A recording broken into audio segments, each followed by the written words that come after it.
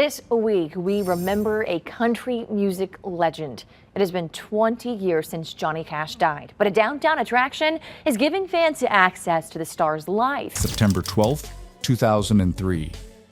A man in a wheelchair sits in the fading afternoon light of a Hendersonville mansion, watching the Tennessee landscape blur beyond the windows. His name is Johnny Cash, and he is dying. Not in the way most people die, with surprise or denial. Johnny knows exactly what's happening to his body. The diabetes has ravaged him. The heart is failing. The voice that once commanded stadiums is now barely a whisper, a ghost of the baritone that made audiences hold their breath. But his mind, sharp and merciless, is more awake than it's been in years. 4 months ago, June Carter Cash was buried in the ground beside him. Not beside him, literally not yet, but she's in the earth. And Johnny is still here, waiting. The woman who saved him, who pulled him back from the edge of oblivion more times than he can count, is gone. And now, with nothing left to lose and nowhere left to hide, Johnny Cash is finally ready to tell the truth. Rick Rubin is there that day. The legendary producer, the man who'd spent the last decade documenting Cash's final years, his resurrection through the American recording sessions, has become something more than a collaborator. He's become a witness. He's become a confessor to a dying man who needs to unburden himself before he meets his maker. They'd been working, going through the motions of another recording session, trying to capture whatever voice remained, whatever spirit still flickered. But Johnny's eyes had grown distant. The work didn't matter anymore. Something else was eating at him. Something that had been eating at him for 26 years. Johnny asked Rick to stop the tape machines. Turn them off. All of them. The cameras, the microphones, everything that had become the constant backdrop to his final album sessions. This wasn't for documentation. This wasn't for the archives or the historians or the fans who would dissect every word after he was gone. This was between two men, one of whom would be dead within weeks. Rick Rubin would later describe that afternoon as the most haunting conversation of his entire life.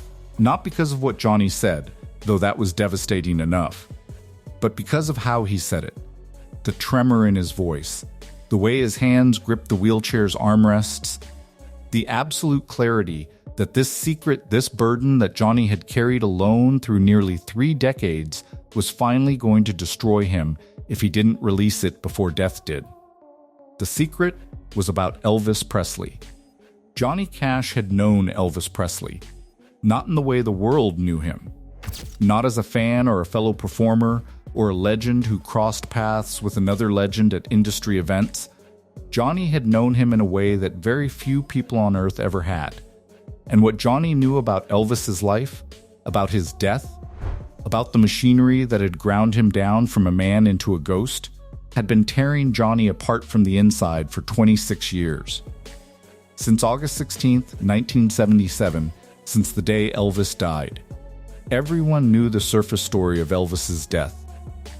The pills, the isolation in Graceland, the strange lifestyle, the yes men, the doctors who wrote prescriptions without asking questions, the bathroom, the heart attack, a life lived too fast, burned out like a candle with too many flames. It fit the narrative that Hollywood wanted to tell, a cautionary tale about the corrupting nature of fame, a reminder that even kings could fall to their own weaknesses. But Johnny Cash knew a different story. He knew things about Elvis that would have destroyed careers if they'd gotten out in 1977. He knew things that certain powerful people would have killed to keep buried. He knew about 3 moments, 3 encounters between himself and Elvis that revealed the true tragedy of the king's life. And these weren't moments that appeared in any biography. They weren't captured by photographers or documented by historians or preserved in the official record that the world had agreed to accept. These were private moments. Raw, unfiltered, true, what made this revelation so explosive wasn't just the content of what Cash knew. It was the understanding of why he'd hidden it. Why a man of Johnny's integrity, a man who'd spent his life speaking truth to power, had stayed silent through decades of interviews and documentaries and biographies. It was why he'd watched journalists ask him direct questions about Elvis, watched them lean in with their notebooks and cameras, and seen him choose his words with such careful precision that the lies felt almost like honesty. The reason was simple and terrifying. The people who'd made him keep silent in 1977 were still alive in 2003. Still powerful. Still capable of the kinds of threats that went beyond lawsuits or public scandals. The Colonel had been dead for years, but the machinery he'd built was still functioning. The people who'd benefited from Elvis's death, who'd profited from it, who'd structured entire financial empires around it, they were still breathing. They still had resources. They still had reach. And if Cash had spoken, his family would have paid the price. But now, sitting in that wheelchair, Johnny had made a calculation that only a dying man could make. He had maybe days left. Weeks at most.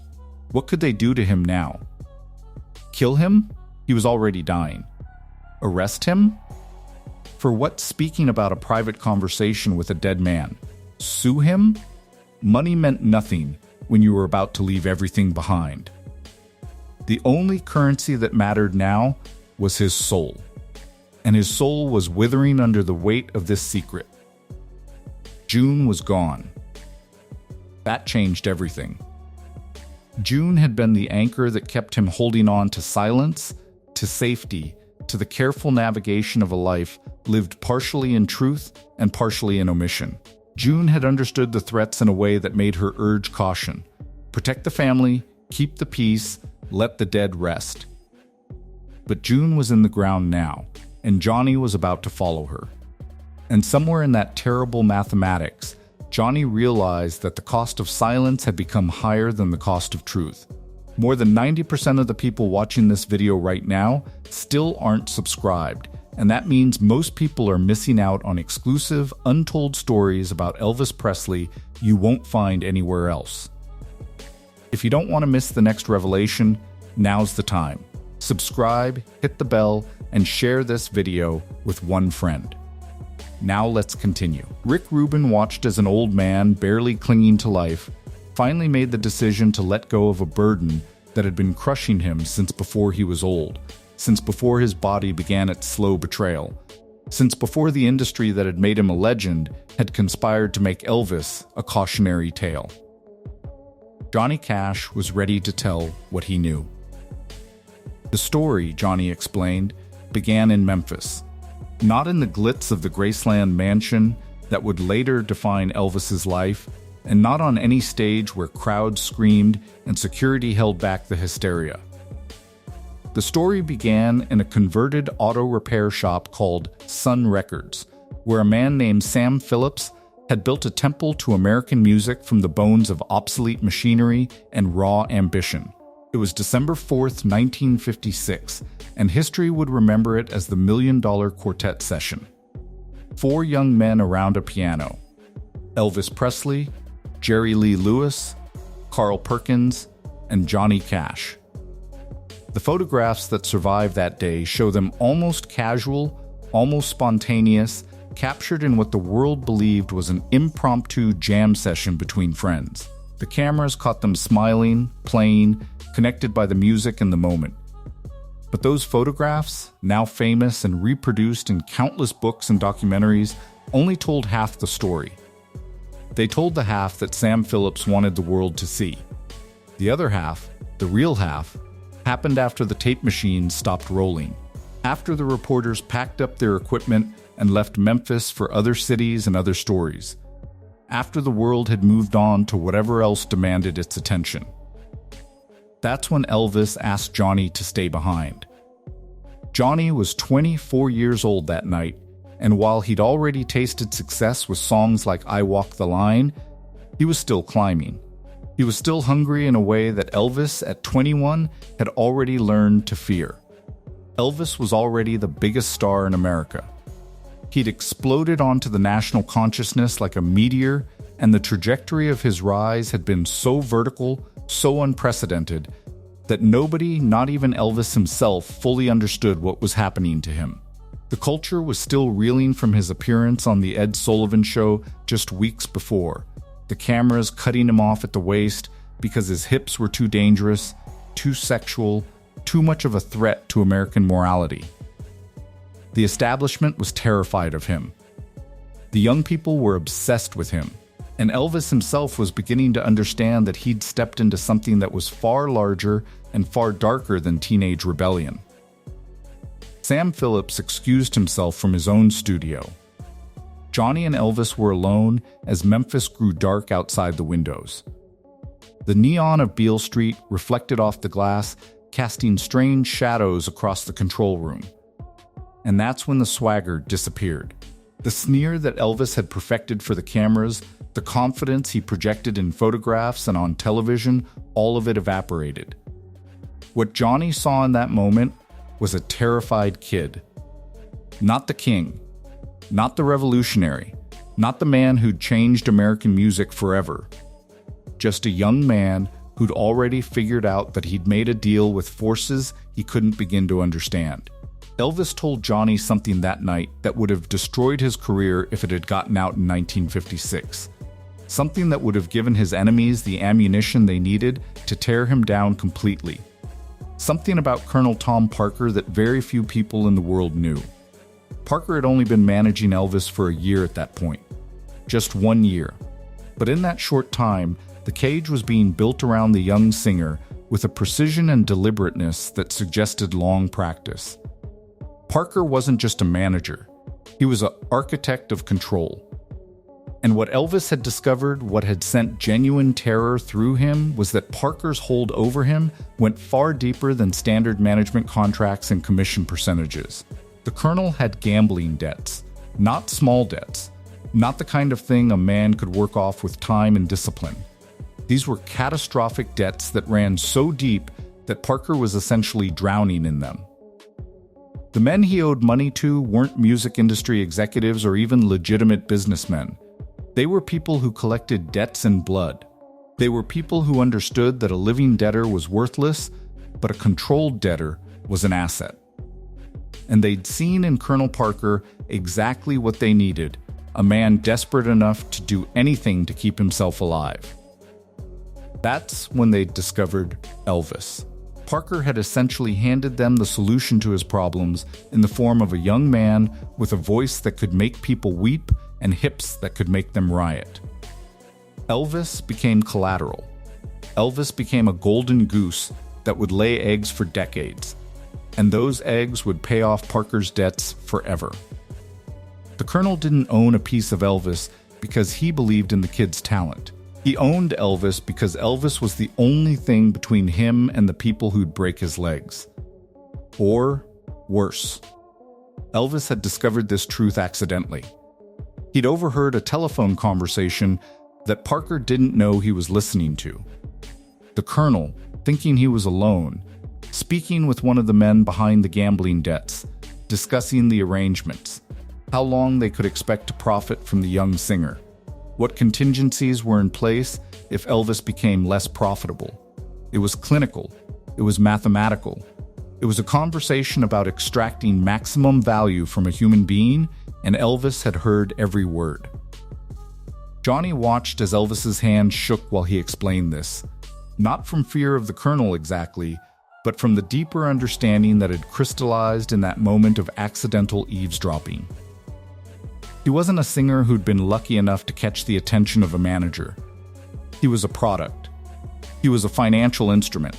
He was collateral in a debt transaction, and the men holding his contract had already calculated exactly how many years of work it would take to make them whole. Elvis made Johnny promise that night to keep this secret, but he said something else, something that would prove far more haunting over the years that followed. He told Cash that if anything ever happened to him, if he died young, Johnny should know it wasn't just the music business that had killed him. It was the business behind the business. The shadowy figures who owned pieces of him like he was a corporation rather than a human being. the contract he'd signed when he was too young to read the fine print. And then Elvis did something that chilled Johnny to his core. He began to predict his own future with an eerie, prophetic clarity. The movies he didn't want to make, but would be forced to, one after another, draining him creatively until there was nothing left but a hollow shell going through the motions. The artistic death that would come before the physical death. The pills that would be pushed on him by doctors who didn't care, managed by people who needed him sedated enough to perform, but conscious enough to generate revenue. The isolation. The paranoia. The way the world would turn him from a man into a mythology, and how that mythology would become a prison he couldn't escape. Elvis laid it all out that night like he was reading from a script that had already been written, already been decided, already been set in stone by forces far more powerful than a 21-year-old kid with a voice. And the most terrifying part was his resignation to it. He'd already accepted his fate. At 21 years old, Elvis Presley had already accepted that his life was no longer his own. 12 years passed between that conversation at Sun Records and the moment that would haunt Johnny Cash for the rest of his life. 12 years during which Elvis became exactly what he'd predicted he would become. The movies came, one after another, each more forgettable than the last, draining the artistry from him like blood from a wound. The pills accumulated. The isolation deepened. The machinery around him grew more sophisticated, more insidious, more complete. By 1968, Elvis Presley was a man who'd been systematically dismantled by the very people who claimed to love him most. But 1968 was supposed to be different. It was supposed to be his resurrection. The black leather comeback special had been announced, and for the first time in years, there was a possibility that Elvis could reclaim what he'd lost. The Colonel had finally agreed to let him perform live again, to strip away the Hollywood machinery and remind America why they'd fallen in love with him in the first place. There were rehearsals happening. There was energy. There was, for a brief moment, the possibility that Elvis might actually find his way back to himself before it was too late. Johnny Cash knew better. And he knew this because he'd been the one to find Elvis collapsed on the bathroom floor at Graceland in November 1968, just 3 weeks before the comeback special was scheduled to film. Johnny had come to Graceland unannounced. Both men were deep in their own battles with amphetamines at that time, and while Johnny had June Carter pulling him back from the edge, her voice, her presence, her refusal to let him disappear, completely Elvis had nobody except the doctors who kept filling prescriptions without asking questions. The reports coming back to Nashville were disturbing. People who'd been to Graceland spoke in hushed tones about how thin Elvis had become, how distant, how the light in his eyes had gone out. Johnny was worried in a way that only another addict could be worried, with the kind of desperate understanding that comes from recognizing yourself in someone else's spiral. The mansion was quiet when he arrived. The gates opened because the security team knew him, because Johnny Cash was one of the few people Elvis still trusted enough to let through without announcement. But that quiet was wrong. There was something suffocating about it, something that made Johnny's instincts scream that something was very badly broken. He found him on the bathroom floor of the master suite. Elvis was sprawled across Italian marble, and foam was crusted at the corners of his mouth. For those terrible seconds before Johnny checked for a pulse, he thought he was already gone. The terror of those moments screaming for help in a mansion full of people trained to look the other way would replay in Johnny's nightmares for decades. He was screaming Elvis's name, his hands on the young man's chest, praying for a heartbeat, praying for any sign of life. The help came too fast, almost like they'd been expecting this call. Dr. Nick, Elvis's personal physician, arrived within minutes, moving with the practiced efficiency of a man who'd done this before, who knew exactly what to do in this exact situation. The security team that Johnny had alerted suddenly developed amnesia about the evening's events. Stories were coordinated. Details were erased. The machinery of cover-up moved into motion with a precision that suggested it had been rehearsed, that contingencies for exactly this moment had been prepared long in advance. And then Colonel Parker showed up at 2 a.m, not to check on Elvis's condition, not to call an ambulance or summon additional medical help. He came to have a very specific conversation with Johnny Cash while the king lay sedated upstairs, his life no longer in his own hands. That conversation, held in Elvis's office with the smell of expensive cigars and old leather, was less a discussion and more a series of threats wrapped in false concern and business-like precision. Parker knew about Johnny's arrest record. He knew about the drugs, the close calls, every moment of weakness that could be weaponized. He made it clear that if Johnny ever spoke about what he'd seen that night, the world would hear a very different story about the man in black.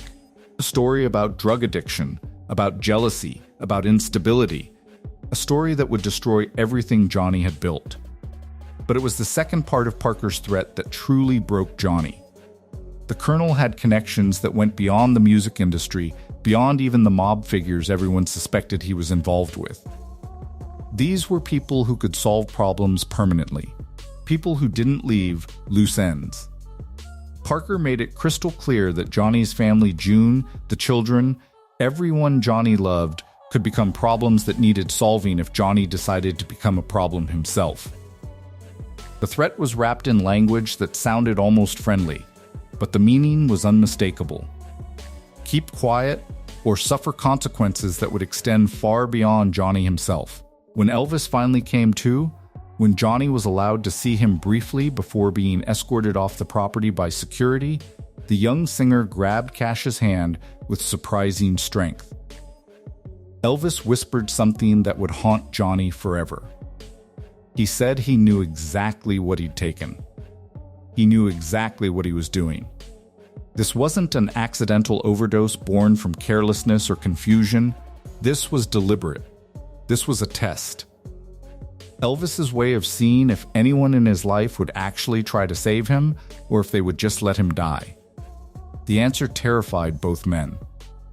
If Johnny hadn't shown up uninvited, if he hadn't forced his way past the gates and found Elvis in those crucial moments, the king of rock and roll would have died in 1968. The official story would have been natural causes or exhaustion. Nobody would have questioned it. And the machine that had destroyed him would have simply moved on to its next victim, having learned nothing, having changed nothing. By 1976, Johnny Cash hadn't seen Elvis in person for years. They'd crossed paths at industry events, exchanged letters, spoken on the phone in ways that were careful and measured, always aware that other ears might be listening. The intimacy they'd once shared, the raw honesty of that night in Sam Phillips's office, the desperation of that bathroom floor at Graceland, had been replaced by the kind of distance that only fear and secrecy could create. But in the spring of that year, Elvis was performing in Las Vegas, and Johnny made a point to be there. He needed to see his friend one more time. He needed to know if there was anything left of the man he'd once known, or if the machine had finally completed its work. The backstage area at the Las Vegas venue was controlled chaos. Security everywhere. The Memphis Mafia circling like sharks.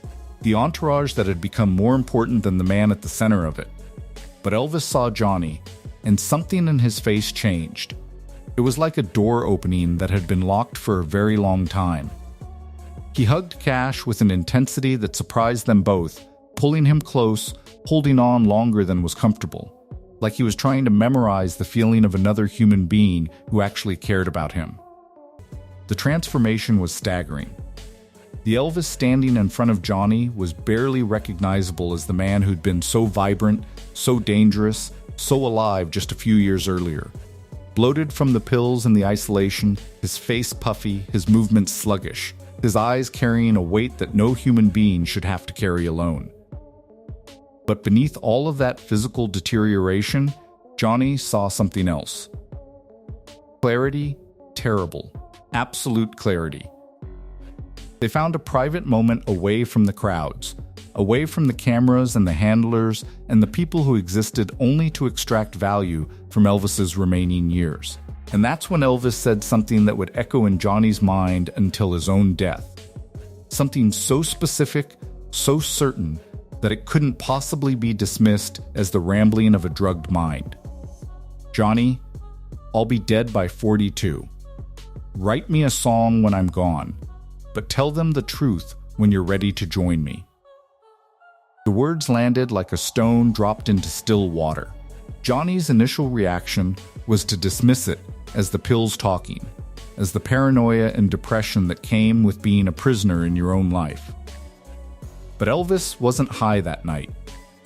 He was more lucid than he'd been in years, and he pulled Johnny closer and began to lay out exactly how it would happen. Not the when he'd already done that, but the how.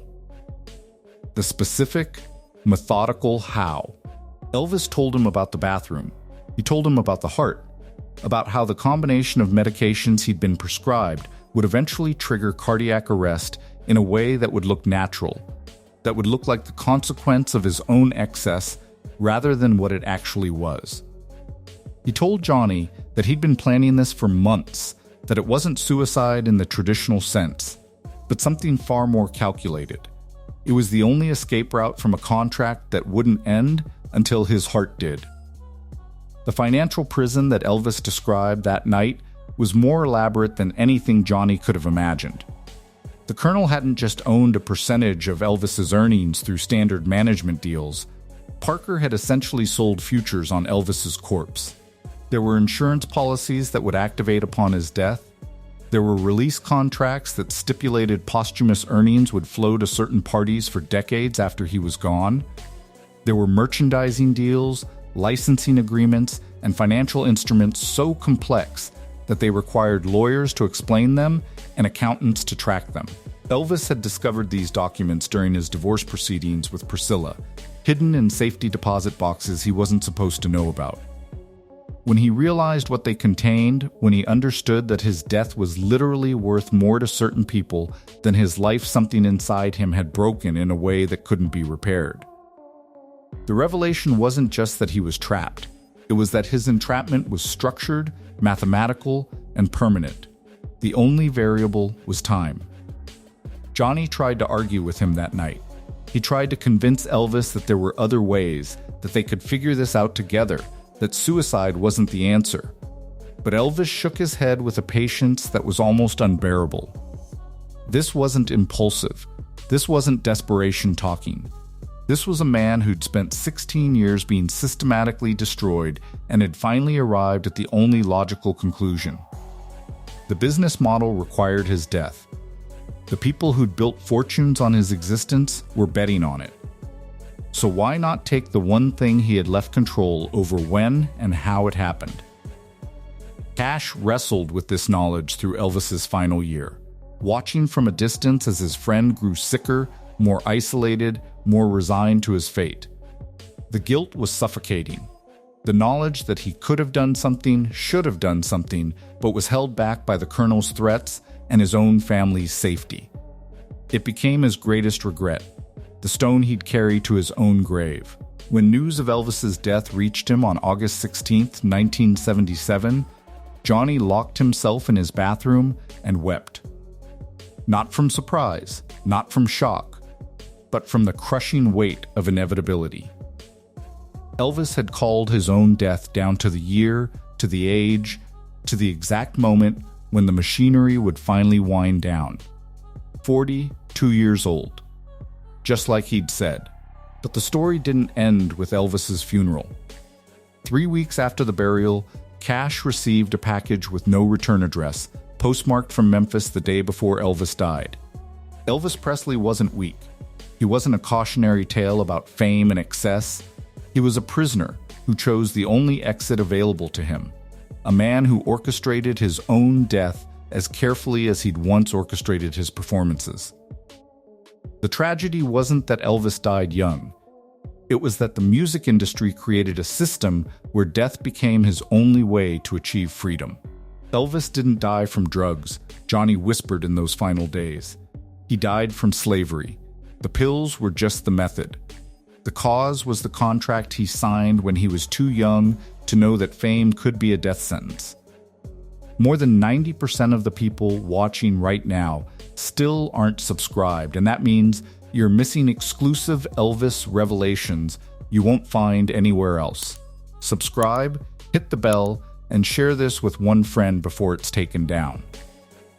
The truth about what really happened to the king is still being hidden. Don't miss the next chapter. To do this satellite program, and I'm going to do my best, and all of the people that work with me. If we do that, but then I think I've done a job. Whose entire profession is built on silence. Not the silence of cowardice or the silence of indifference, but a deep, trained professional silence. The kind that gets instilled in you from the first day of mortuary school, reinforced through every year of practice, and ultimately becomes as natural as breathing. Embalmers don't talk about what they see. They don't discuss the condition of the bodies they receive. They don't share the details of what happens behind those closed preparation room doors. It's not just professional ethics. It's a code. An unspoken contract between the living and the dead that says, what happens in this room stays in this room. So when a man who has lived by that code for nearly 5 decades decides to break it, you stop.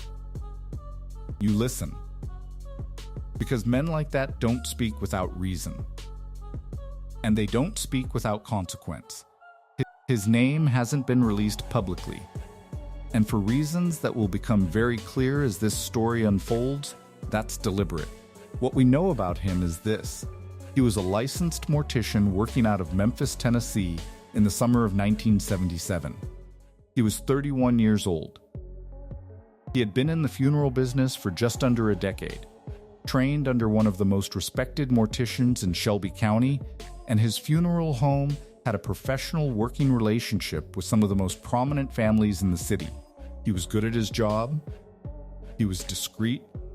He was exactly the kind of man you would call when you needed something handled quietly. And on August 16, 1977, someone called him. The date matters. If you know anything about Elvis Presley, you know that date the way you know your own birthday. It's the day the world stopped. The day radio stations interrupted their regular programming.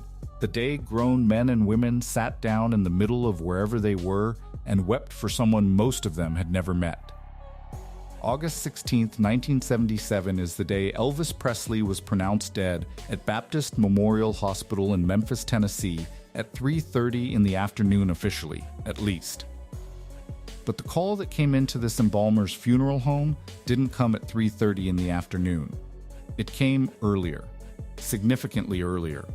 And that discrepancy, that gap between when he was called and when the death was officially announced, is the first thing he says he's never been able to reconcile. He didn't go to Graceland unprepared. That was the other thing that struck him, even at 31, even in the urgency of that afternoon.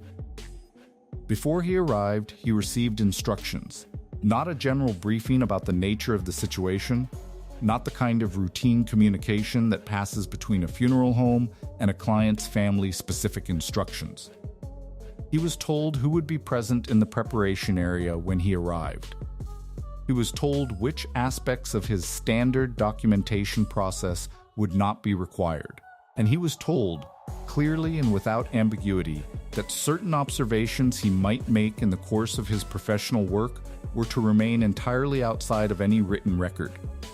He was told all of this before he had seen anything, before he had walked through the doors of Graceland, before he had any professional context for why such instructions would even be necessary. Think about what that means. The instructions preceded the observation, which means whoever gave those instructions already knew what he was going to see. When he arrived at Graceland, the atmosphere was unlike anything he had encountered in his professional life, before or since. There were people everywhere in the hallways, in the surrounding rooms, moving through the property with the kind of controlled urgency that looks calm on the surface but radiates panic underneath. He was escorted directly to the area where he would work. And as he described it decades later, the thing that immediately struck him was not the grief, not the chaos, not even the magnitude of who was lying in front of him. What struck him was the people in the room who had absolutely no professional reason to be there. In any normal preparation scenario, the number of people present is minimal. There are legal and ethical reasons for this. What this embalmer found when he arrived was a room containing individuals he did not recognize. Individuals who were not introduced to him.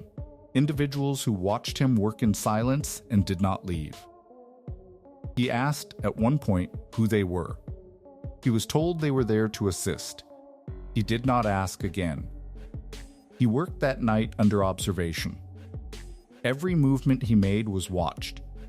Every notation he considered making was visible to people whose names he still remembers, whose faces he can still describe, and who he has since identified as members of Elvis's inner circle men who had no mortuary training, no medical background, and no professional standing to be present during the preparation of a body.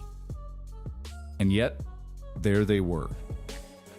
Watching, waiting, making certain that what happened in that room stayed in that room. He kept this secret for 47 years. Not because he didn't understand its weight, he understood it completely. From the moment he walked out of Graceland that night and felt the instructions he'd been given pressing down on him like something physical. He kept it because he was a 31-year-old man with a wife, 2 children, and a business that depended on relationships he couldn't afford to destroy. He kept it because the people who gave him those instructions made certain he understood exactly what silence was worth and exactly what speaking would cost. But he is 79 years old now. And the calculus of silence changes when you're facing the end of your own life. When you realize that the secret you've been carrying isn't protecting anyone who deserves protection anymore. When you decide that the king deserved better than what happened in that room, and that the people who loved him deserve to finally know the truth. There is a particular kind of knowledge that only comes from years of working with the dead. It's not something you can learn from a textbook, or absorb from a lecture, or develop through observation alone. It comes from thousands of hours of quiet, careful, intimate work, from learning to read a body the way a doctor reads a chart, the way a detective reads a crime scene. After enough years in this profession, you don't just see what's in front of you. You understand what it's telling you. And what it's telling you doesn't always match what the paperwork says. More than 90% of the people watching this video right now still aren't subscribed, and that means most people are missing out on exclusive, untold stories about Elvis Presley you won't find anywhere else. If you don't want to miss the next revelation, now's the time. Subscribe, hit the bell, and share this video with one friend. Now, let's continue. This embalmer had prepared over 3,000 bodies by the time he reached his late career. He had worked on victims of car accidents, of house fires, of prolonged illness, of sudden cardiac events. He knew, with the kind of certainty that only experience builds, what each of those deaths looked like on the body afterward. He knew the specific way the musculature responds to different causes of death. He knew what the skin tells you, what the coloring tells you, what the overall physical presentation of a body communicates to someone trained to listen to it. He had seen cardiac deaths, hundreds of them. He knew exactly what they looked like. What he saw on the preparation table at Graceland that August night did not look like a cardiac death. He has been careful, in the years since he first began speaking about this, not to overstate what he observed. He is not a toxicologist. He is not a physician. He has never claimed to know with medical certainty what caused Elvis Presley to die. What he has claimed consistently, specifically, and without wavering is that the physical presentation of Elvis's body was inconsistent with what he had seen in his professional experience with cardiac-related deaths, and that several of his observations pointed towards something that should have triggered a far more rigorous investigation than the one that was actually conducted. The first thing that struck him was the body's overall physical state specifically. the degree of what professionals call lividity. Lividity is the settling of blood after death, and it leaves visible, mappable marks on the body that allow an experienced mortician to make fairly precise estimates about how long someone has been dead and in what position. What he observed suggested that Elvis had been in his discovered position for considerably longer than the official timeline indicated. The gap between what the body was showing him and what the official record claimed about the discovery time wasn't subtle. It wasn't a matter of minutes.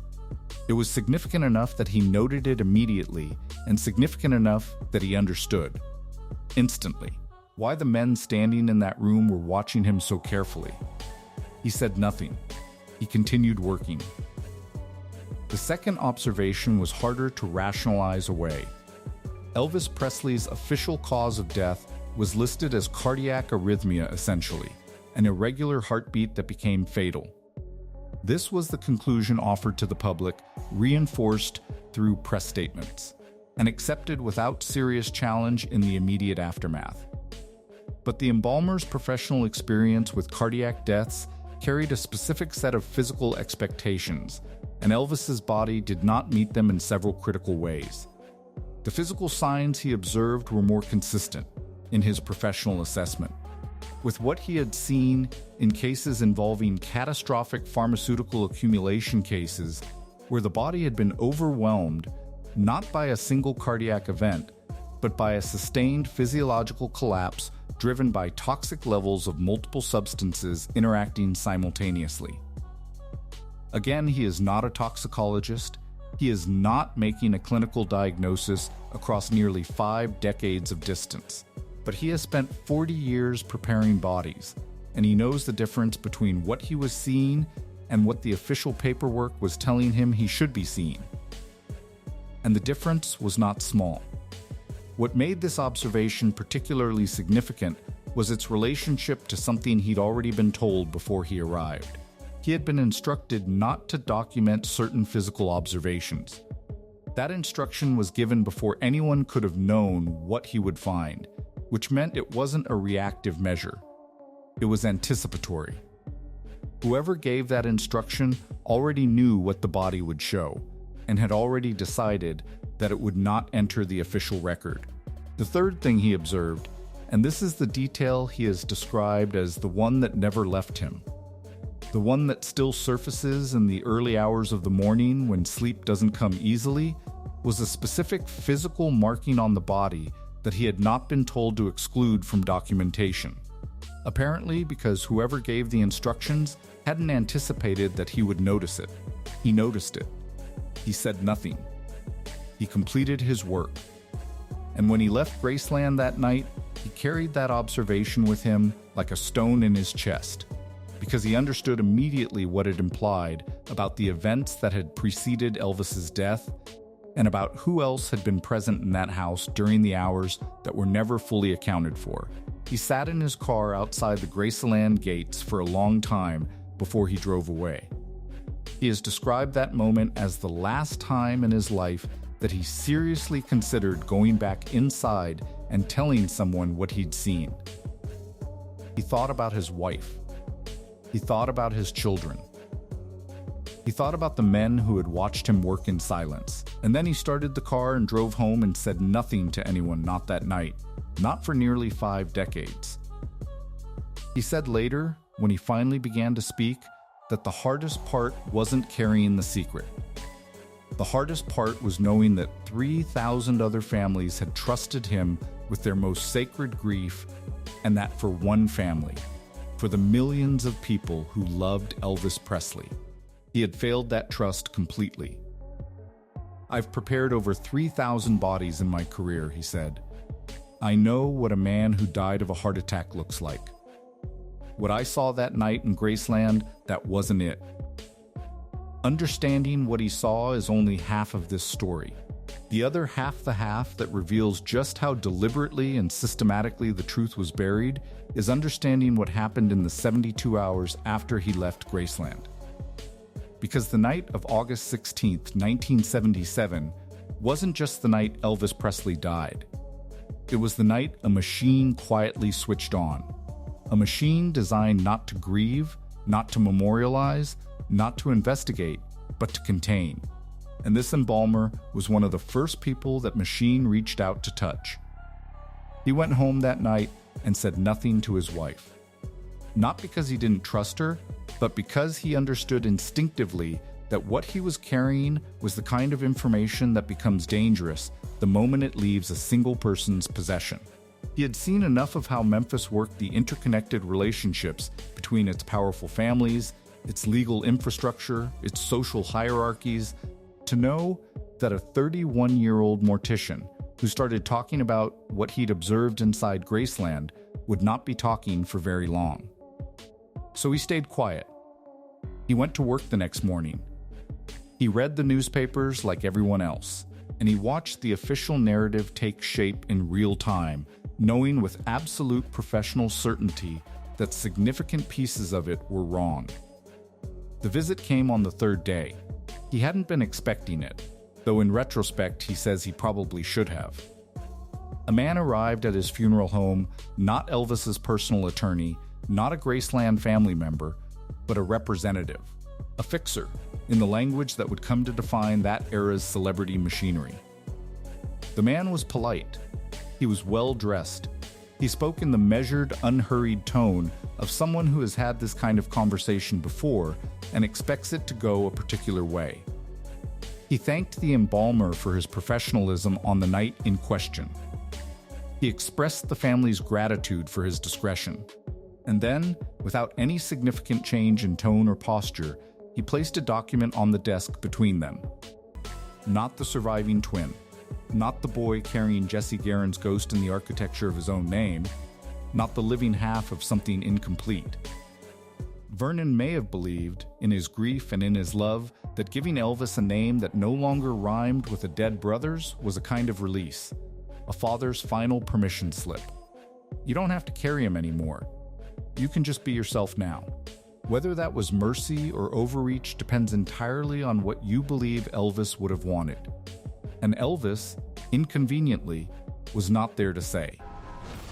What we are left with is a grave marker that tells a story Vernon chose to tell using a name Elvis never chose for himself, in a garden visited by 500,000 people a year who mostly walk past it without ever knowing the difference. But here is what nobody talks about. The misspelled name isn't just a family footnote. For decades, it has been the cornerstone of something far larger, far stranger, and far more difficult to dismiss than most people are comfortable admitting. Here is something worth sitting with before we go any further. The moment Elvis Presley died, two things happened simultaneously. The world lost something it didn't know how to replace, and a theory was born that has refused to die for nearly 5 decades. He read the newspapers like everyone else, and he watched the official narrative take shape in real time, knowing with absolute professional certainty that significant pieces of it were wrong. The visit came on the third day. He hadn't been expecting it, though in retrospect he says he probably should have. A man arrived at his funeral home, not Elvis's personal attorney, not a Graceland family member, but a representative, a fixer, in the language that would come to define that era's celebrity machinery. The man was polite. He was well-dressed. He spoke in the measured, unhurried tone of someone who has had this kind of conversation before and expects it to go a particular way. He thanked the embalmer for his professionalism on the night in question. He expressed the family's gratitude for his discretion. And then, without any significant change in tone or posture, he placed a document on the desk between them. It was a non-disclosure agreement. Professionally typed, legally reviewed, specific in its language about what could and could not be discussed regarding his work at Graceland on the night of August 16th. This was 1977. Non-disclosure agreements existed in the business world, in entertainment contracts, in certain legal settlements, but they were not standard instruments in the funeral industry. They were not documents that morticians routinely signed. The fact that this agreement was sitting on his desk, fully prepared, within 72 hours of Elvis's death, told him something that no amount of polite conversation could obscure, This document had been drafted before anyone knew what he might say, which meant it had been drafted before he'd even finished his work. Someone had anticipated the need to silence him before he had given anyone a reason to. He looked at the agreement. He looked at the man sitting across from him. And then the man said something that the embalmer has repeated, word for word, every time he's described this moment. He said it calmly, almost gently, as if he were sharing a piece of friendly professional advice. He noted that Graceland's ongoing business represented a meaningful portion of the funeral home's annual revenue. He noted that the family valued their relationship with the establishment deeply. He noted that they hoped that relationship would continue for many years to come. And then he slid a pen across the desk and waited. The threat was never stated directly. It didn't need to be. The architecture of it was so clear, so precisely constructed, that stating it outright would have been almost redundant. Sign this document and your business is protected. Don't sign it and find out what happens to a small Memphis funeral home that loses its most prominent client and gains a reputation for indiscretion among every other prominent family in the city. He was 31 years old. He had a mortgage. He had 2 children under the age of 5. He had spent nearly a decade building something from nothing. He picked up the pen and he signed. The picture that emerges is not of a naive young artist making uninformed mistakes. It is of a young artist being deliberately kept uninformed by people whose financial interests required his ignorance. And here is the detail that makes all of this almost unbearable to sit with. Elvis was performing punishing concert schedules in his final years, 200 shows a year at his peak, playing cities one after another in a cycle that people who were there described as visibly destroying him. He was doing this because he was told he needed to. Because his people told him the finances required it. Because the message being delivered to him consistently and from multiple directions was that the money wasn't there. That he had to keep working. That there was no choice. But according to the documents found in that basement, the money was there. It was being generated in enormous quantities.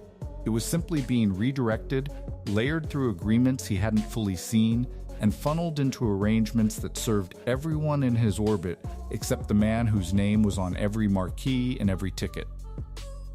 He was being run into the ground to fill a gap that didn't actually exist.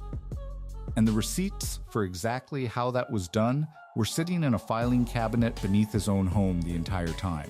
But the financial documents, as devastating as they are, were not the only thing found in those boxes.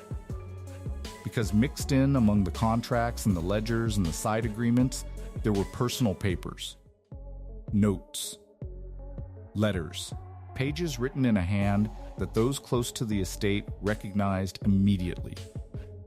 And what those pages revealed was something that reframes everything. Because it turns out that Elvis wasn't completely in the dark. He knew something was wrong. He just couldn't prove it. And now, finally, he can. There is something uniquely cruel about discovering that a person knew they were being betrayed, but couldn't find a way to stop it.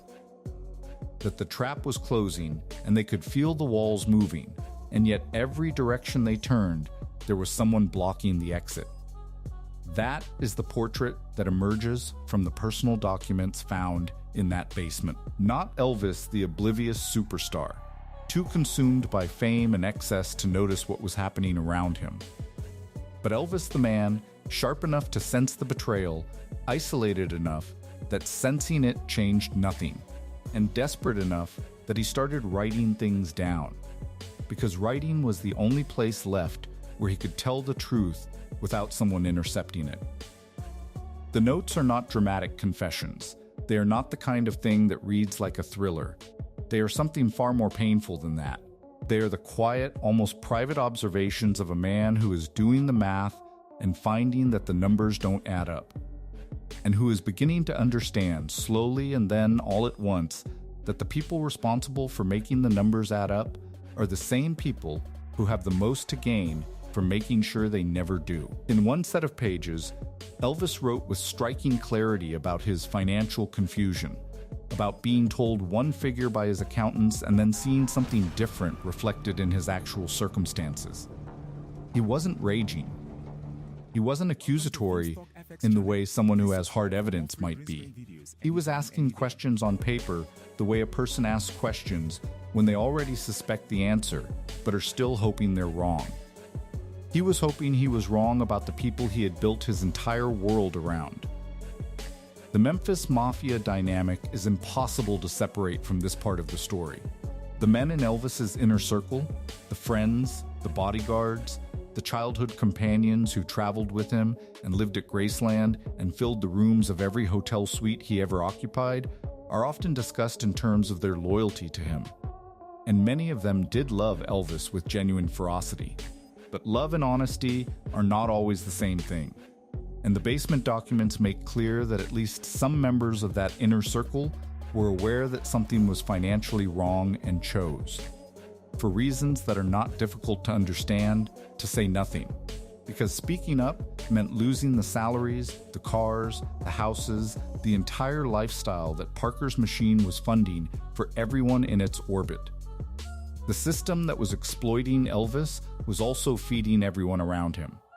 And that made the silence almost universal. This is the mechanism that made the betrayal so airtight. Elvis was surrounded by people who depended financially on the very structure that was destroying him. Every time he raised a concern, there was someone nearby to reassure him. Every time he started asking harder questions, there was a distraction available, a show to prepare for, a medication to take, a crisis somewhere else that needed his attention more urgently than the balance sheet. The documents suggest that this management of Elvis's curiosity was not accidental. It was practiced. Financial records can be explained away, recontextualized, argued over by competing teams of lawyers with competing interpretations. But a man's own handwriting, his own words, his own private articulation of doubt and suspicion, and the particular exhaustion of someone who senses they are being lied to but cannot yet prove it, that is not something that can be easily dismissed. That is Elvis Presley, in the quietest possible voice, telling the truth. And the fact that those pages ended up in a basement rather than in a courtroom or a congressional hearing or a front page story says everything about the power of the people who needed that truth to stay buried. He knew. He wrote it down, and someone made sure it disappeared beneath his own floor. But here is what that someone apparently never accounted for. Buildings get renovated. Estates get litigated. Basements get opened. And 50 years, it turns out, is not actually forever.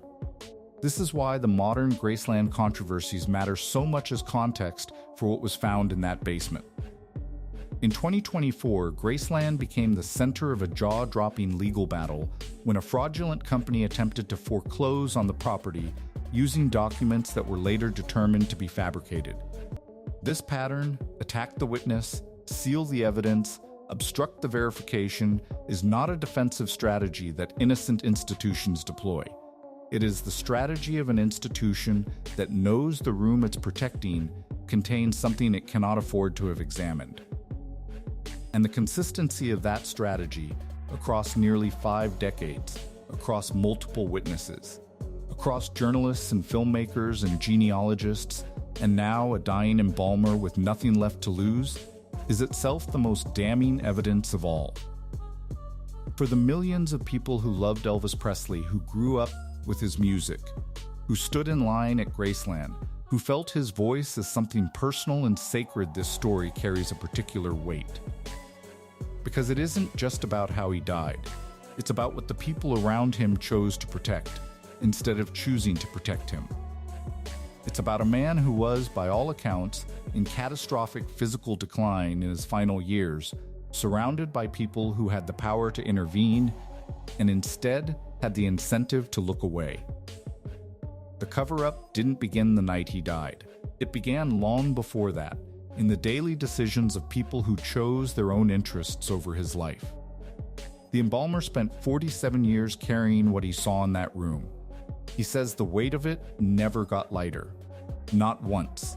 Not across a single one of those 47 years did it become easier to hold. And now that he's finally spoken, now that the details he's given are sitting in the public record where anyone with the right professional background can begin to verify them, there are people inside Graceland who are very, very afraid. Not because his story is false, but because every specific detail he's provided can be checked. Every claim he's made exists within a framework of medical records, legal documents, and professional timelines that are still accessible to people who know where to look. And they know it. They've always known it. The only thing they've ever actually controlled is how long the truth takes to reach the surface. It just reached it. If what you just heard about Elvis's final night has shaken you good, the truth should shake us. Subscribe now so you never miss what comes next. Hit the bell, drop a comment telling us what shocked you most, and share this with someone who thinks they already know the full story of Elvis Presley. They don't. He was aware of yoga. He had read about it. And he was a member of Self-Realization and Fellowship in Los Angeles. Are you familiar with that? Paramahansa Yogananda. Are secrets that people take to their graves. And then there are secrets so devastating that they claw their way out even from deathbeds.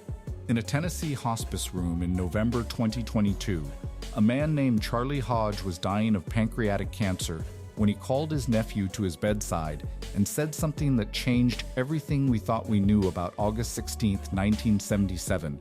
For 45 years, Charlie had carried words that Elvis Presley spoke to him in the final hour before his death. Words so shocking, so completely at odds with the official story, that Charlie made a decision that night to bury them forever. But cancer has a way of rearranging a man's priorities, and facing his own mortality, the weight of what he'd been carrying became unbearable. Charlie wasn't just another face in Elvis's entourage. He wasn't a hanger-on or a peripheral figure hoping to catch some reflected glory. He was Elvis's personal bodyguard during the final 3 years of his life, a role that required him to be within arm's reach of the most famous man in the world 24 hours a day. Charlie slept outside Elvis's bedroom door. He accompanied Elvis to every appointment, every recording session, every private moment when the king thought no one was watching. His job wasn't to look impressive or carry equipment. His job was to know everything that could potentially harm Elvis Presley, and to position himself between Elvis and that harm at all times.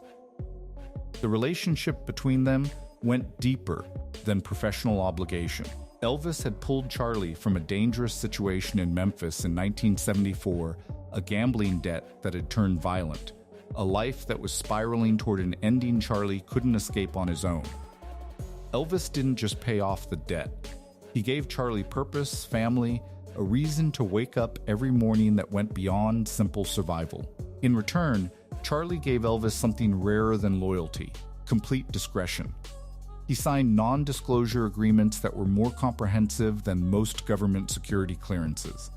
He accepted legal obligations that made speaking about Elvis's private life a federal crime.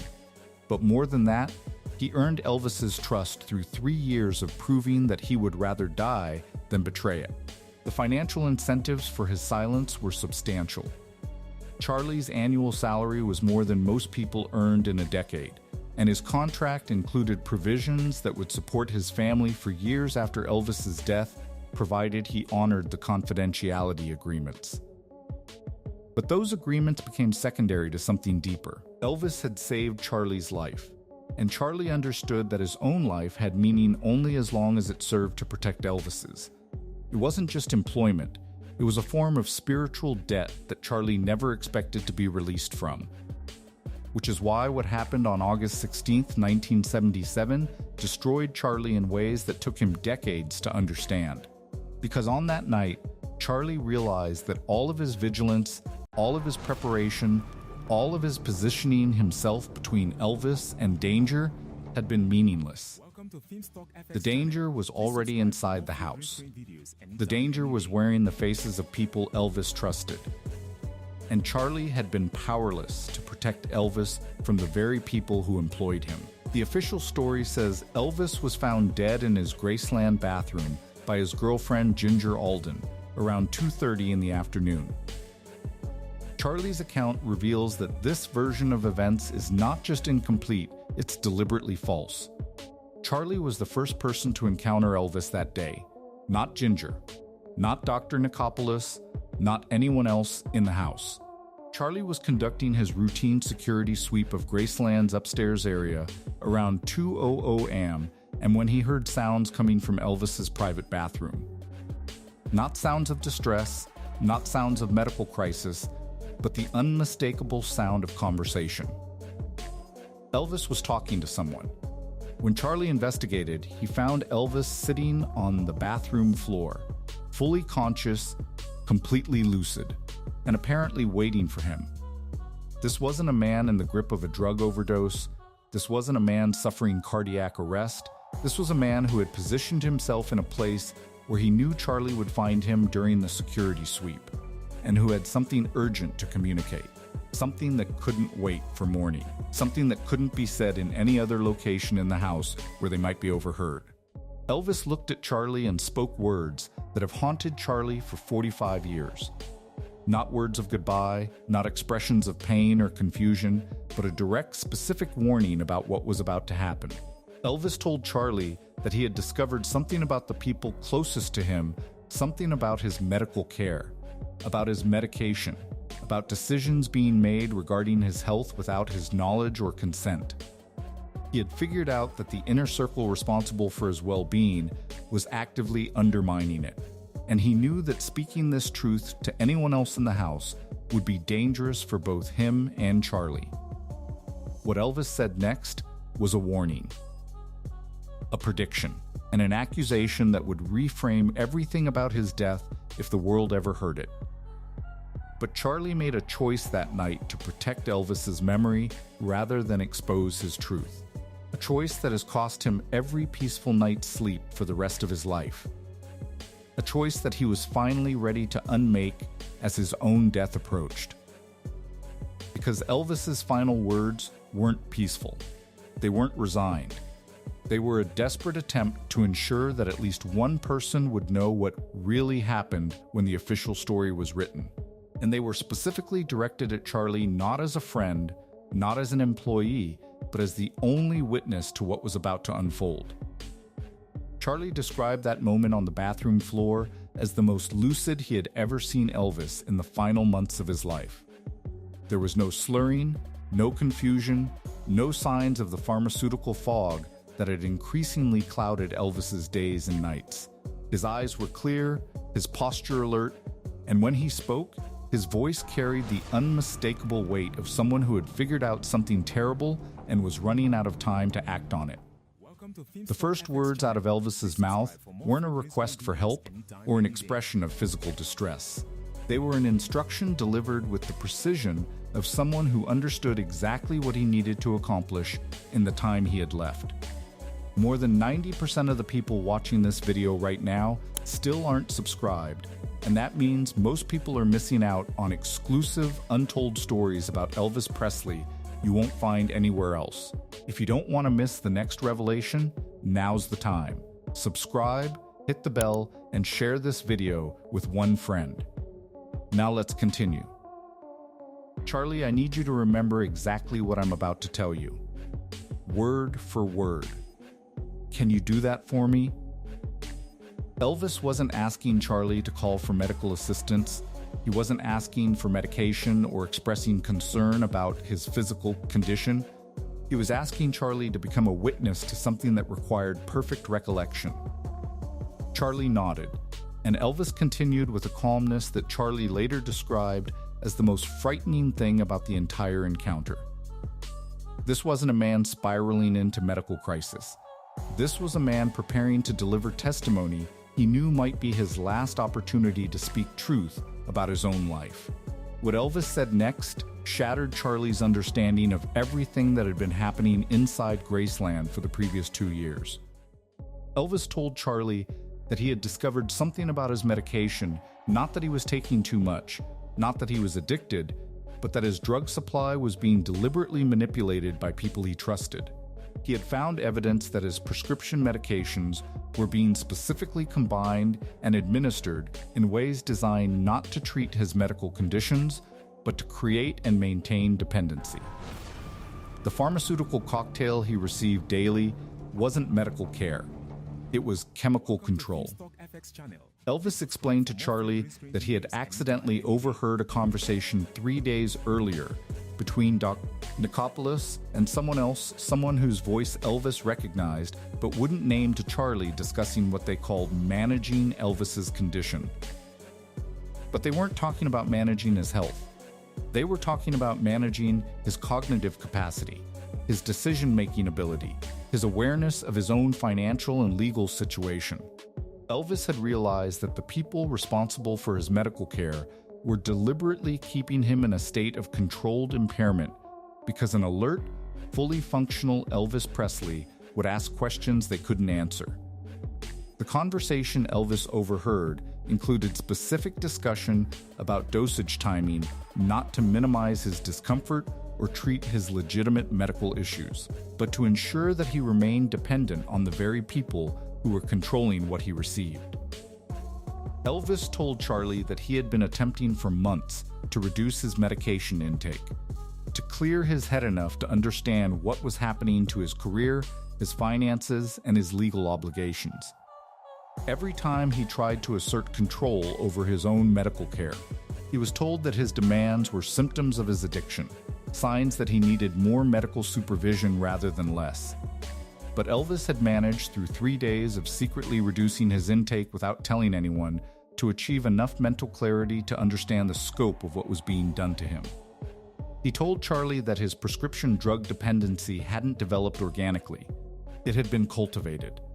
The people closest to him weren't just enabling destructive behavior, they were creating it, maintaining it, and profiting from it. Elvis had figured out that he wasn't sick because he was addicted. He was addicted because keeping him sick served other people's interests. The most devastating part of Elvis's revelation was his explanation of why he couldn't simply fire his medical team or change his situation. He told Charlie that he had tried to dismiss Dr. Nicopolis months earlier and discovered that he couldn't. His medical care was controlled by legal agreements he had signed during periods when he wasn't cognitively capable of understanding what he was agreeing to. Contracts signed while he was under the influence of the very medications that were keeping him impaired. He was trapped in a system where the people responsible for his recovery had legal authority to prevent him from seeking recovery elsewhere. Elvis looked directly at Charlie and said something that has haunted Charlie for 45 years. "They're not keeping me alive anymore, Charlie. They're keeping me profitable." And profitable means barely alive. Elvis explained that he had realized his inner circle had more financial incentive to maintain his dependency than to cure it. His erratic behavior, his inability to make consistent decisions, his need for constant medical supervision, these weren't unfortunate side effects of his condition. They were the desired outcomes of a system designed to keep him functional enough to perform, but impaired enough to control. Charlie asked Elvis why he was telling him this instead of calling the police or contacting his family members who might be able to intervene. Elvis's response revealed the full scope of his isolation. He told Charlie that everyone with the legal authority to change his situation was already part of the system that was maintaining it. His management, his medical team, his financial advisors, they were all operating under agreements that gave them control over his decisions while he remained incapacitated. And the longer they maintained his incapacitation, the longer those agreements remained in effect. Elvis told Charlie that if anything happened to him specifically, if he was found dead under circumstances that looked like accidental overdose, Charlie should know that it wasn't accidental. That the pharmaceutical combinations he was receiving were designed not just to control him, but potentially to eliminate him if he became too difficult to manage. Elvis had realized that the people controlling his medication had the power to increase dosages or change combinations in ways that could be fatal while appearing to be the result of his own drug-seeking behavior. The final thing Elvis said to Charlie was both a prediction and a plea. He told Charlie that the official story of his death, when it came, would blame him for his own destruction. It would describe him as a man who couldn't control his appetites, who died because of his own excesses, who was responsible for his own pharmaceutical demise. And Elvis asked Charlie to remember, always, that this version of events was a lie designed to protect the people who had killed him through systematic chemical control disguised as medical care. Charlie sat on that bathroom floor with Elvis for 20 more minutes, and during that time, he said Elvis was the most mentally present, emotionally clear, and intellectually sharp he had been in months. This wasn't a man dying of immediate medical crisis. This was a man dying of deliberate, calculated, institutionalized neglect. And he knew it. After Elvis finished telling Charlie what he'd discovered, Charlie's first instinct was to get Elvis out of that house immediately. Take him to a different hospital, contact family members who weren't part of his inner circle, call the police, do something to break the system that was slowly killing him. But when Charlie suggested these options, Elvis's response revealed just how completely trapped he had become. He told Charlie that he had already tried to change doctors 6 months earlier and been informed that his medical care was contractually controlled by agreements he couldn't break without legal proceedings that would take months. Months he didn't have, because the people controlling his care could modify his treatment in ways that would incapacitate him long before any court could intervene. Elvis explained to Charlie that his attempts to assert control over his own medical decisions had been systematically blocked by a legal framework designed to prevent exactly that kind of autonomy. His contracts weren't just entertainment agreements, they were comprehensive life management documents that had transferred authority over his medical, financial, and personal decisions to other people. And because those agreements had been signed while he was under the influence of medications that impaired his judgment, challenging them required proving that he had been incapacitated at the time of signing. But the only medical evidence of that incapacitation was controlled by the same people who had created it. Charlie spent those 20 minutes trying to convince Elvis to fight anyway, to risk everything on the possibility that someone in authority would listen. Because while the entire world was focused on the Elvis question, while every camera and every conspiracy thread and every comment section was pointed in that direction, they were standing directly next to a different question. A quieter one. A more dangerous one. One that doesn't require you to believe Elvis faked his death. One that doesn't require you to believe anything supernatural or impossible at all. One that only requires you to look at the actual history of American music and ask a question that is far more grounded and somehow far more unsettling. What if the real connection wasn't to Elvis Presley at all? What if the voice that stopped millions of people in their tracks wasn't pointing back to the king of rock and roll, but to the man who nearly became the king? The man who shared that same Sun Records Dina, that same Southern Fire, that same era-defining sound? The man who came from that same swampy stretch of the American South and left pieces of himself scattered? The prescriptions weren't incidental to the touring schedule. In a very real sense, they were what made the touring schedule possible. Uppers to get Elvis on stage, downers to bring him off it, painkillers to get him through the physical deterioration that the previous months of performance had caused.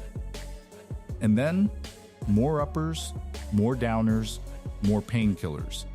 A cycle that compounded on itself month after month until the man at the center of it was barely recognizable as the person he had once been. And the people closest to Elvis watched it happen. The Memphis Mafia, the rotating crew of bodyguards, assistants, childhood friends, and hired loyalists who surrounded Elvis at all times, were not bystanders. Several of them, in sworn depositions taken years after Elvis's death, described scenes inside Graceland that were never captured in any official record, never submitted to any medical authority, and never came close to appearing in the sanitized story the public was handed. One former bodyguard described finding Elvis unresponsive on the floor of his bedroom on multiple separate occasions, not once, not twice, but repeatedly in the months before August 1977. Not unresponsive in a way that suggested a long-term cardiac condition. Unresponsive in a way that pointed directly at acute pharmaceutical crisis. None of it was reported. Not to a hospital, not to a health authority, not to anyone outside the walls of Graceland. Because reporting it would have meant stopping. And stopping was the one thing the machine around Elvis Presley could not afford. What makes this even more unbearable is what came next. After Elvis died, within weeks, in some accounts within days, members of the Graceland household staff began receiving documents to sign. Confidentiality agreements, structured carefully enough to hold legal weight, quietly distributed before the estate had even been formally organized. Some signed without fully understanding what they were giving up. Some signed because they needed the financial security and had no leverage to refuse. And some, a handful, refused, walked away, and eventually, years later, began to talk. Their accounts, cross-referenced with the partial documentation that has since surfaced, paint a portrait of deliberate, coordinated concealment. Not the panicked cover-up of people acting in shock and grief. Something more organized than that. Something that suggested the people managing the aftermath of Elvis's death had thought carefully, in advance, about what the truth might cost them. But here's what nobody talks about. What those sealed files implicated went beyond Dr. Nick, beyond Colonel Parker, beyond the Memphis Mafia and the NDAs and the Vegas machine.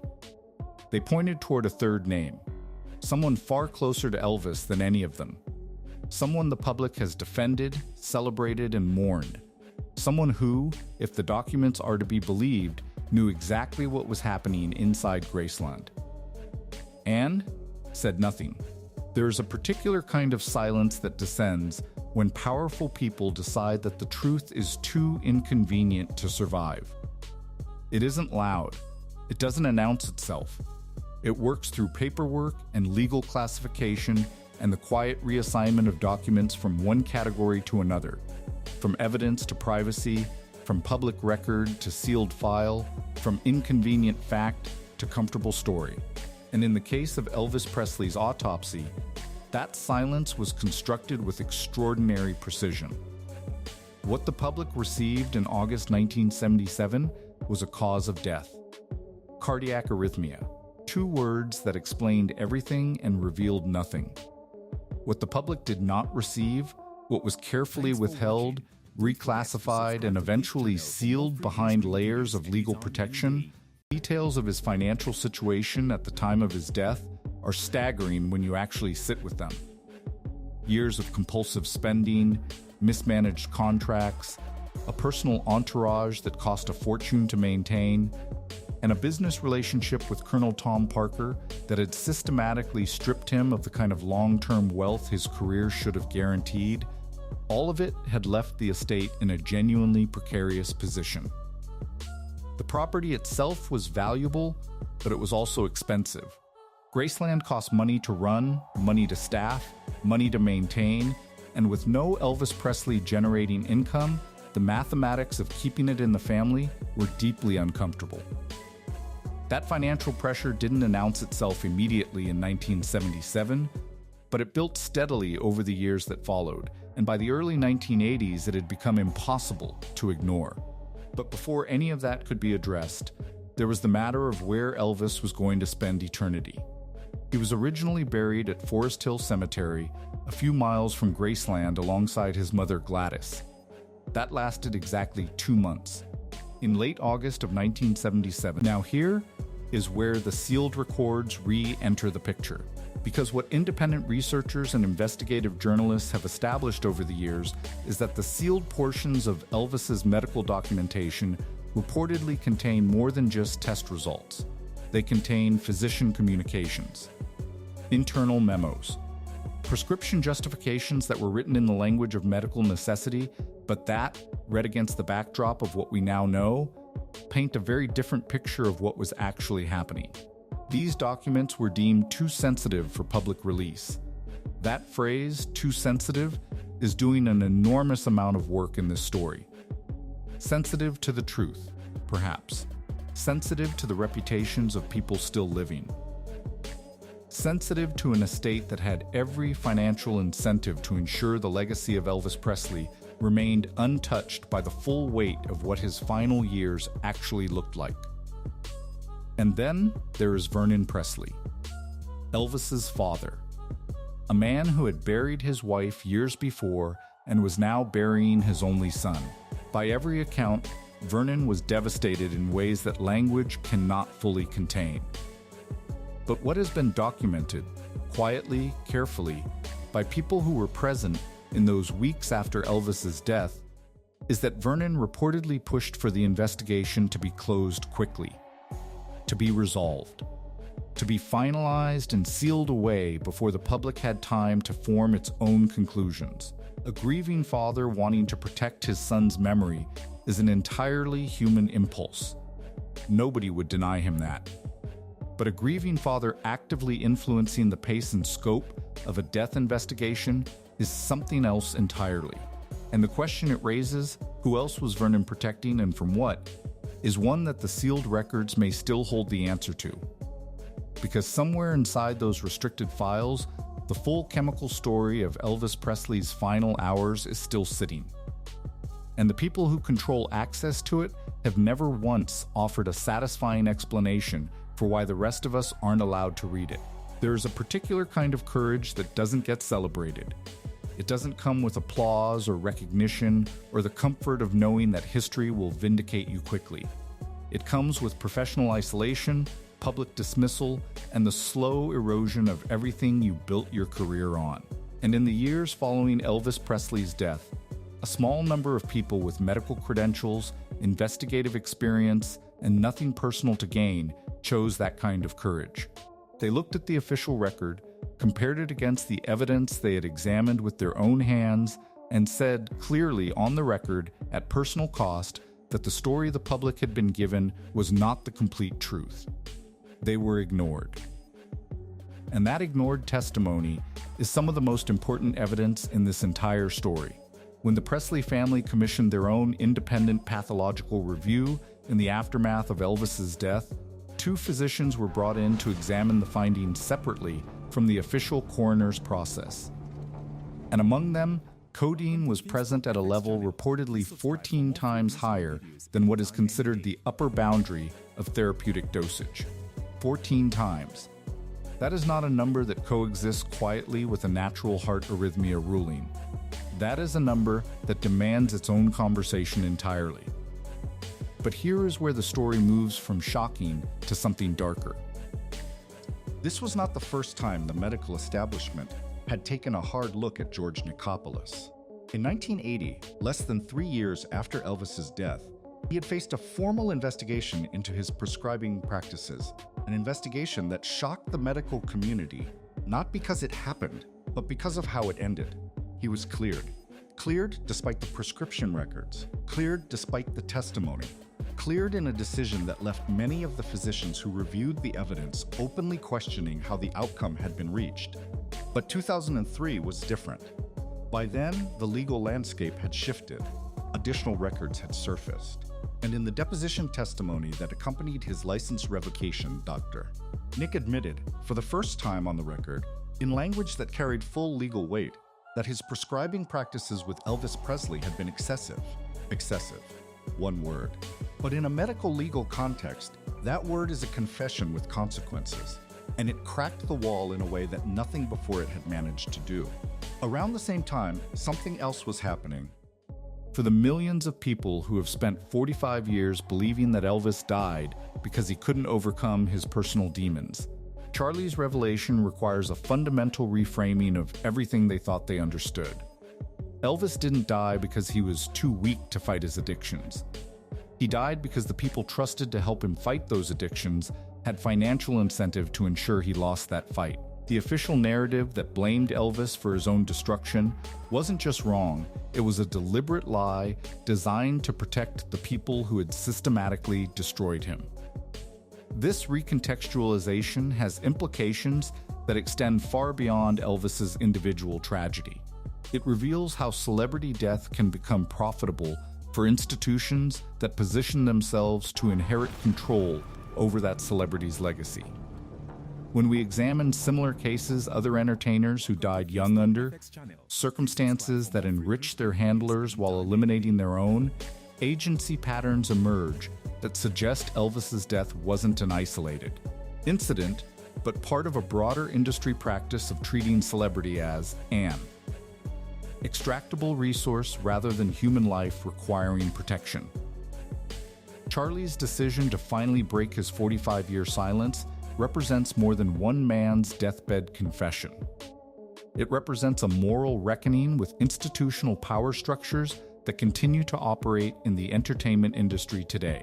When Charlie describes the legal machinery that surrounded Elvis's death, he's providing a blueprint for how celebrity exploitation functions at the highest levels. The NDAs, the financial incentives, the medical control, the systematic isolation from family and independent advisors, these techniques didn't disappear when Elvis died.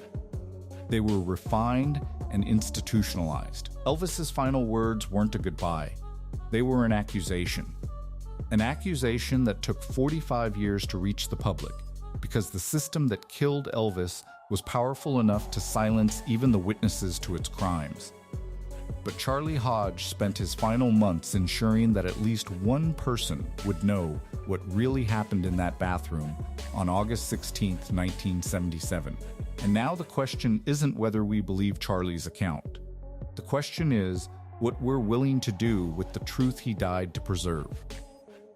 If Charlie's revelation about Elvis's final words has shattered everything you thought you knew good, some truths are meant to shatter us. Subscribe now for more untold stories the entertainment industry doesn't want you to hear. Hit the bell, share your thoughts below, and tell someone who needs to know this story.